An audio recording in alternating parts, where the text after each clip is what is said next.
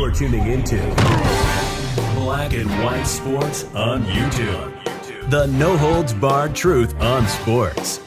The main event starts now. All right, Black and White Sports supporters, we're going to talk about the Pittsburgh Steelers and to a lesser extent, an adjacent extent, we're going to talk about the Cleveland Browns. That's right, your rivals, because their quarterback, of all the quarterbacks on their rosters talking about this and questioning situations that teams are in involving quarterbacks, I'm not sure this one should even open his mouth.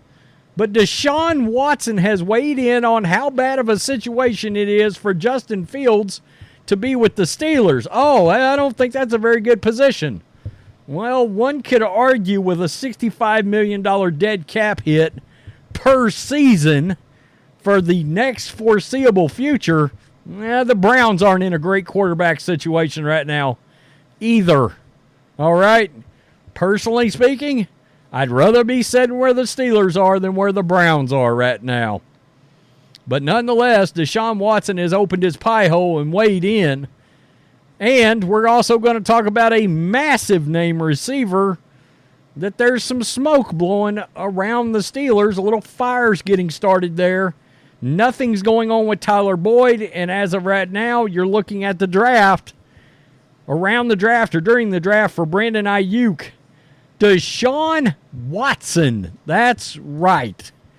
Yeah, Mr. Massage Therapy himself has decided to weigh in about the situation that Justin Fields is in.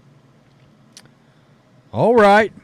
So, as it stands at this moment, the Steelers seem to feel confident slotting Russell Wilson in as a starting quarterback, even though they traded for Justin Fields. Perhaps the plan is for Wilson to play out his contract while mentoring the younger Fields, avoiding an arduous competition between the two during training camp and preseason. Look, we all think it's Russell's job right now, but there's also smoke all over the league with Justin Fields becoming the starter there. And guys, when you see smoke like that, they're hearing it from somebody. I don't know who. Stability, especially at quarterback, is key for a team to communicate and function to the best of its ability, so this decision wouldn't be unwise. However, it appears not everyone agrees with the assessment. Deshaun Watson is a player Steelers fans have become more familiar with in recent years on account of him being traded to the rival Browns. However, what some fans may not be aware of is that Watson's podcast, Deshaun Watson has a podcast? Okay. God, I'm glad he could find it in his busy massage therapy schedule to set up a podcast where he talks football with his co-host Quincy Avery. On the most recent episode, Watson and Avery, alongside Browns tight end David Njoku, I wouldn't mind to hear his opinion, discuss Fields being traded to the Steelers. Quote, for me, and I'm on the very conservative side, so I think Russell's going to be better. So Watson just coming out and saying, I think he's going to be better. I think they should have a competition. Best man wins at the end of the day. But to each his own, Watson said to Avery when asked if he thought Fields would be the starter by the end of the year. Quote, that's their own organization. They said Russell's the guy. I think if he's the guy, I think Justin could have went to a better situation so he could play. That's great, man. I'm so glad you weighed in on this. While Watson's play in recent years has been lackluster, now he's played in 12 games out of a possible 35? Just throwing that out there. He's shown in the past he can still play at a high level. Really? A quarter? A game and a quarter out of 12 games? So it's fair for him to make his observation. I don't know about that. If you ask me where it stands today, which of the three quarterbacks would I rather have? Russell Wilson or Justin Fields over Deshaun Watson? Njoku even brought up the possibility of Fields sitting and being mentored by Wilson, but Watson countered with the fact that the team would have to pick up Fields' fifth-year option, a decision that the Pittsburgh Steelers has to make by the beginning of May. Watson also said Fields could have gone somewhere else to actually play, But that doesn't necessarily feel true. Are there teams with worse situations at quarterback than the Steelers? Yes. Do those teams have as many pieces in offense to help a quarterback succeed? That's debatable. Omar Khan's done a great job, and he's not done yet. All right?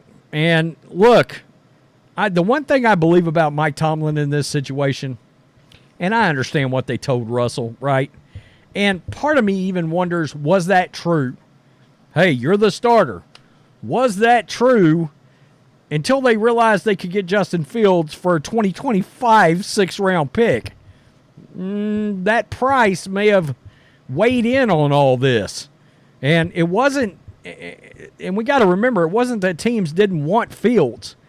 It's that Ryan Poles popped out there and said, well, I want a first-round pick for him, and all of a sudden, all the suitors disappeared. I mean, Atlanta heard that and was like, F it. Kirk Cousins signed him. I kid you not. The Raiders heard it and was like, F it. Gardner Minshew signed him. You know what I mean? There was word the Raiders were talking to the Bears about Fields an hour before they said the hell with it and went to and pivoted to Gardner Minshew. And it was because of the asking price. So, look, if Fields is going to succeed, it'll come out in the wash with the Steelers. It will. And Tomlin, because he's sort of on notice from Art Rooney II, he's going to play whoever he thinks is the best quarterback. He's not going to give a rip what he told either one of the guys. Win games so I can keep a job. I mean, and if it ends up being my last year with the Steelers and I want to leave on my own recognizance, how about we win 11 games and a playoff game to go out? Because then I can write my own ticket to any job that opens up. Just saying, right? So, Tyler Boyd and the Steelers are completely they're at an impasse right now. They're stalemate, neutral. It's not going on anywhere. Nothing's going on there. And it's not going anywhere as of right now. So, Brad Spielberger of Pro Football Focus projects that Beckham, Odell that is, would ask for a 1-year, $7 million contract from the Steelers or any other team that would try to land him in free agency. Of course, there have been talks of other receivers who make sense, like Brandon Ayuk from the Niners, when he sent a message to Mike Tomlin on X. The Steelers are in dire need of a wide receiver. Ayuk certainly would be the fit. He goes on to talk about what the Jags shot down, which was a first-round pick and Zay Jones, and they told the Niners to get effed. The Steelers are in a tough spot at wide receiver right now, minus a blockbuster trade for Ayuk. Mike Florio, Pro Football Talk, thinks it would be wise for the Steelers to kick the tires on 31-year-old Odell Beckham Jr. in the second wave of free agency. Beckham is scheduled to visit the Miami Dolphins on Thursday. I'm really surprised the Chiefs aren't at least kicking the tires on him again. I think the Steelers are better off just playing it cheap, playing it safe, and see what's in the draft, Florio said on 93.7 The Fan. I guess every city has a The Fan. I'm intrigued by Odell Beckham Jr. He's available. He's not going to get the $15 million he got last year, and he still had some moments with Baltimore. Beckham caught 35 for 565 and 3 touchdowns last season in Baltimore. He averaged 16.1 yards per reception. Holy crap. So he's still a threat downfield. Beckham is not the same player. Well, I can tell you this, just my take on it. I wouldn't mind having Odell. I'd like him a lot better at $4 million a year. $4 million with incentives to get another 3 to 4 if he hit them all. Hell, give him an incentive-laden contract, period. Give him $4 million, make it all guaranteed, and then put in another $6 million in incentives. Like, in other words, yeah, you can hit all 6. You can make all the extra $6 million if we win the Super Bowl, if you catch 100 balls, if you pull in 1,300 yards, if you catch 12 touchdowns. Yeah, if you hit all that, you can earn the extra $6 million and make up to $10 million. But other than that, I don't know that I would, at his age, I don't know. Now, if I was desperate, if I was a Panthers team, yeah, I might give Odell $8 million, all fully guaranteed. He walks in the door, as the number 2 wideout on the team, okay, that might be worth it. But if you're the Steelers, you got George Pickens, yeah, you got Freiermuth, okay. I mean, we got to remember, this wide receiver draft class is loaded. Loaded. There's 10 to 20 potential WR1s in this draft. Probably won't be. Probably end up being 7. But you get the point.